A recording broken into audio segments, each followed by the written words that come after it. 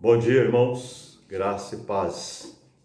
Mais uma vez nesta manhã, por ocasião da nossa escola bíblica dominical, como é de costume em nossa igreja, nós temos primeiro o culto, temos a palavra, em seguida nós temos a escola bíblica com os professores em classe, que daqui a pouco vocês vão estar recebendo aí pela mídia também a sua aula preparada com tanto carinho pelos irmãos. Mas o Senhor tem, nesse tempo, falado ao nosso coração.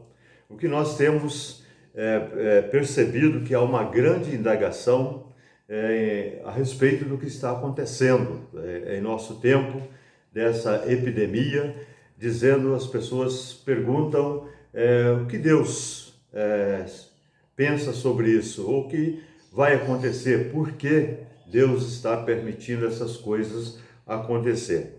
O que eu quero dizer para os irmãos que o Deus do Velho Testamento continua sendo o mesmo Deus, e Ele usa dos seus meios também para ajustar tanto os seus servos como também toda a sociedade. Deus está no controle tanto da vida do justo, mas Ele também está no comando da vida do ímpio, porque Ele tem todo o poder, toda a autoridade. Ninguém pode questionar o Senhor e ninguém pode também entender os seus pensamentos. Ele diz no profeta Isaías que os pensamentos dele são maiores do que os nossos pensamentos, são mais altos. Os nossos caminhos também não são igual aos caminhos dele, o caminho dele é mais alto, é perfeito. O que nós precisamos é buscar. O profeta Isaías, ele traz uma resposta para nós das indagações desse tempo. Eu creio que os irmãos entendam que Deus é o mesmo Deus e Ele tem os seus meios para tratar com a sua igreja também. Eu creio que a situação que está acontecendo, o castigo não é para o justo nesse tempo, mas é para o ímpio, porque o homem chegou no topo da sua ignorância, no topo também da autossatisfação, da autonomia própria, esqueceram de Deus. E Deus diz que Ele continua sendo Deus e Ele quer ser glorificado em nossas vidas, na vida da humanidade, porque todos vão reconhecer que somente Ele tem poder sobre todas as coisas, até sobre as pestes, sobre os terremotos, sobre toda a natureza, toda a ciência e toda a enfermidade também. E também nas nossas vidas como servo do Senhor. Em Abacuque, capítulo 2, o profeta, ele fala algo muito interessante, né? E no capítulo 1, ele questiona Deus, né? Por que o povo de Israel seria cativo pelos caldeus, que era um povo ímpio, né? E ele pergunta para Deus ali, porque também naquele tempo estava se fazendo questionamentos, por que os caldeus iriam subjugar a nação de Israel, sendo eles escolhidos de Deus. Mas Deus tem a sua maneira de trazer disciplina sobre a terra. E Ele continua trazendo disciplina. Eu creio que esse tempo também é um tempo de disciplina para a igreja, disciplina também para o mundo, para que o mundo veja que há justo na terra. Porque nós vemos que os grandes países, eles têm assolado a humanidade. Essa mortandade, ela começou com um país ímpio, onde há o maior número de ateus do mundo, são milhões, acho que 1/3 dos ateus do mundo está ali na China e alguns outros países ali na Coreia do Norte. São pessoas que não acreditam em Deus. E as grandes pestes têm vindo da Ásia, tanto no século passado como neste século, tem surgido ali dos continentes asiáticos. E nós vemos que ali concentra-se a impiedade também, um povo que não acredita em Deus. E o profeta Abacuque aqui ele questiona por que Deus ia permitir que o justo seria castigado pelo ímpio. Mas Deus usa também a má sorte do ímpio, muitas vezes também para ensinar o justo no caminho que ele deve andar e para que ele valorize a sua vida com Ele, no seu relacionamento com o Criador. Então Deus tem propósitos maravilhosos. E ele diz assim no capítulo 2, estarei na minha torre de vigia, ficarei na fortaleza, vigiarei para ver o que Deus me dirá e que resposta eu terei à minha queixa. O que resposta nós temos dos nossos questionamentos. E Deus, Ele dá uma resposta aqui para o profeta algo muito interessante. Ele começa a mostrar uma visão para o profeta, uma visão vindoura para a nação de Israel e para uma visão mais longa ainda para todos os povos. E ele diz aqui o seguinte: Deus fala para o profeta: escreva a visão, torne-a bem legível sobre tábuas, para que possa ser lida, até por quem passa correndo, porque a visão ainda está para se cumprir, no tempo determinado. Ele se apressa para o fim e não falhará. Mesmo que pareça demorar, espere, porque certamente virá e não tardará. Quando nós olhamos para esse texto, nós vemos aqui que havia uma promessa, mas era no tempo de Deus. O que nós podemos perceber hoje, que há uma promessa também no tempo de Deus. O profeta, em Hebreus capítulo 9, ele fala sobre essa promessa também do Deus que virá, precisamente no capítulo 10, né? Ele fala que o justo viverá pela fé. E aqui também a mensagem para nós hoje é que nós precisamos viver pela fé, não é apenas por vista, pelas informações dos homens que nós estamos aí muitas vezes atemorizados, amedrontados, porque existe realmente um prenúncio de angústia sobre toda a face da terra, porque nós sabemos que a mídia sensacionalista, a tendência dela é isso mesmo. Nós podemos ver que se há uma notícia mal, todos estão correndo atrás para ver essa notícia, mas se há uma notícia boa, ninguém vai correr atrás para ver. Um ou outro quer saber de notícia boa, mas as notícias ruins, ela chega muito rápido e ela atinge muitas pessoas e dá ibope. E nós vemos hoje que é isso que a mídia usa nesse tempo para conseguir ibope, conseguir os seus venerados adoradores que ficam em frente à TV e em frente à internet olhando para as catástrofes, para a calamidade. Mas o que eu quero dizer para você nesta manhã é que nós podemos confiar no nosso Deus.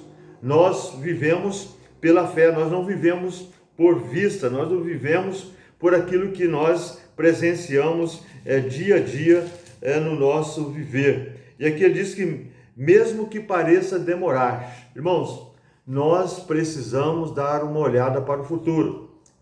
Eu particularmente estou vendo um momento de um sol claro em tempo determinado, mas também em tempo futuro estou vendo uma nuvem escura. A previsão minha, a previsão do meu coração tem sido esta, não tem sido algo assim de luz clara eternamente, porque o fim está chegando. Jesus em breve virá, ele virá buscar a sua igreja. Mesmo em tempo de dificuldades, a igreja do Senhor precisa estar atento para o tempo, olhando para os acontecimentos, olhando para as profecias bíblicas. Jesus falando ali aos fariseus, ele disse que eles sabiam olhar o tempo, mas ele mandou que eles olhassem para a figueira. No tempo certo da figueira, se iria o verão, se iria dar chuva, se iria dar o fruto. Então eles precisavam aprender a olhar o tempo, as estações. Eles conheciam os astros, mas eles precisavam olhar para as coisas que estão vendo, que eles estavam sentindo no tempo determinado. E nós estamos sentindo isso como igreja. Jesus está às portas. A igreja não pode se esvaziar dentro do seu coração. A igreja precisa estar aquecida com a esperança que Jesus virá. E quando Jesus vier buscar a sua igreja, lá não vai ter peste, lá não vai ter morte, não vai ter dor, não vai ter pavor, porque lá nós vamos estar eternamente na presença do Senhor. E nós precisamos dizer: Maranata, volte logo, Senhor Jesus. E aqui o profeta ele diz exatamente isso. Ele fala do orgulho, né, das nações. Ele fala que o ímpio, ele vive do orgulho, da autossuficiência, mas ele diz que o justo vive pela fé. Então é momento da igreja do Senhor ser um exemplo de fé nesse tempo, não abrir mão da fé, não abrir mão da esperança, porque há uma esperança de redenção. Mesmo que o mundo esteja virando de perna para o ar, a igreja precisa estar firme, porque se a igreja não estiver firme, não sobra nada para o ímpio, não sobra nada para esse mundo, e nós somos a menina dos olhos de Deus, e Deus está cuidando de nós, e nós vamos passar por esses momentos e vamos sair vitoriosos, né? Há uma esperança, né? O profeta Jeremias, ele fala de uma esperança, ele diz que há uma esperança no meu coração. Ele olhou e viu, né, que o que Deus já tinha feito na vida dele, na vida da nação de Israel, os livramentos, as vitórias, o sustento, a companhia de Deus, a presença de Deus. E ele estava num momento difícil ali no cativeiro, mas ele disse que viu tudo isso e o coração dele se alegrou, porque as misericórdias do Senhor se renovam a cada manhã. E ele sentiu isso, e nós também precisamos sentir isso como povo de Deus, como povo abençoado também pelo Senhor. Os homens estão buscando o seu contentamento, a sua satisfação na fartura. Tanto é que você pode perceber que os supermercados estão vazios, os homens estão comprando dólar, estão comprando ouro, os ricos, os pobres comprando mercadorias, esvaziando mercados, esvaziando farmácia, inventando coisas, porque o homem ainda acha que ele pode resolver o problema dele com as coisas nesse mundo. Irmãos, o nosso problema quem resolve é Deus. Nós estamos vivendo um grande problema, um momento de incerteza, até por muitos crentes vivendo um momento de incerteza. Nós não sabemos qual é o propósito de Deus, mas nós acreditamos que o livramento já está vindo para a igreja do Senhor. Então nós precisamos buscar de Deus, cada dia a sua presença, para que sejamos abençoados também naquele grandioso dia. Ele disse outra coisa importante, que eu sempre digo para os irmãos: Deus quer ser glorificado na vida dos irmãos, Deus quer ser glorificado na minha vida. O mundo precisa ver uma estabilidade na minha vida, na vida do crente, mesmo se nós estamos num momento de reclusão social, momentos de obedecendo às leis, né? Mas nós vamos mostrar que temos fé, que nós somos um povo firme e que temos um Deus, que é o nosso único recurso. Deus é o nosso único recurso e nós podemos confiar nele. E ele fala assim: ai daquele que acumula o que não é seu, até quando? E daquele que se enche de coisas penhoradas, será que não se levantarão de repente contra você os seus credores? E não despertarão aqueles que farão você tremer? Você lhes servirá de despojo, visto que você despojou muitas nações, e todos os povos que restam virão despojá-lo, porque você derramou muito sangue e cometeu violência, né? As nações, elas cometem violência pelo bem-estar pessoal, bem-estar das suas nações. Os reis estão envolvidos com as suas nações, mas Deus, ele promete grandes coisas para nós, né?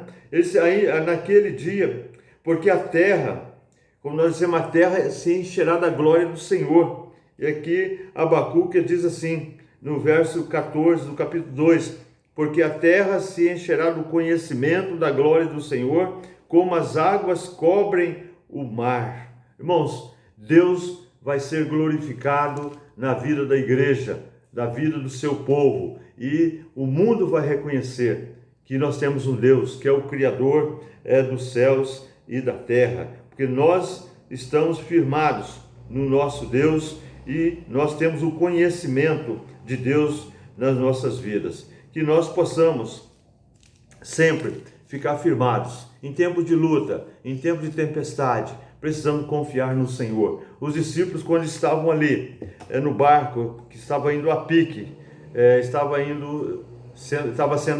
sofrendo um naufrágio ali pelo vento ali no mar da Galileia, mar de Genezaré. Mas eles lembraram que Jesus estava no barco. Irmãos, lembra que Jesus está no barco. Lembra que Jesus é o piloto e que nós podemos confiar nele, podemos estar estável no Senhor. O mundo que não conhece, eu estou vendo várias pessoas entrar em pânico, em desespero, adoecendo, com medo, até pessoas muito religiosas, mas estão morrendo de medo. Irmãos, igreja do Senhor, não tenha medo. Tenha cuidado, mas não tenha medo, porque o nosso Deus, Ele é um fogo consumidor daquele que desobedece a Ele. Então vamos entender que temos um Deus poderoso, um Deus que nos ama, um Deus que nos livra, que nos protege, e vamos ter esperança de dias melhores, que em breve estaremos nos reunindo como igreja de novo, como corpo de Cristo, e tem que ser esse o desejo do coração de cada um de vocês. Eu quero estar na congregação do justo, porque ali opera o Senhor que criou os céus e a terra. Amém, irmãos? Que Deus abençoe os irmãos. Eu quero dar essa palavra de encorajamento aos irmãos, para que os irmãos sintam tranquilidade, sintam paz, mesmo da turbulência, sintam paz, que Deus está no controle de tudo. Amém.